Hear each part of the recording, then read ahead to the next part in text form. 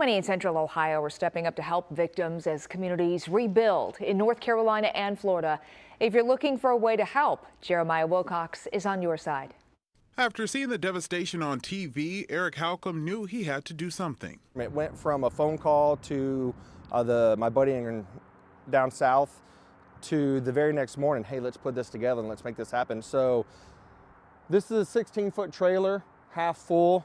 We have a 20-foot trailer that is completely full, and then a 35-foot open trailer with all of the skids and hay in a week and a half. Halkum and his friends teamed up with the Red Cross to collect supplies for Helene victims, even a generator. And that's no small dollar amount sitting there, and someone just dropped it off and donated it. Now they have an early wake-up call to get 4 trailers worth of help to Tennessee. We plan on heading out tomorrow morning, 2-3 o'clock in the morning, and drive down there and unload and just help the people out that need it. A lot of things that people don't realize is going to be diapers, formula, so we got a ton of that stuff. Millions across Florida right now are trying to get over the deadly, catastrophic damage and widespread flooding caused by Hurricane Milton.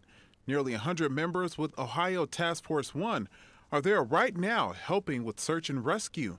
Back here, Rock City Church posting on Facebook that it's in its early stages of gathering teams for a relief trip. For the community to come together for people that they don't know has been amazing. On your side in Columbus, I'm Jeremiah Wilcox, ABC 6 News.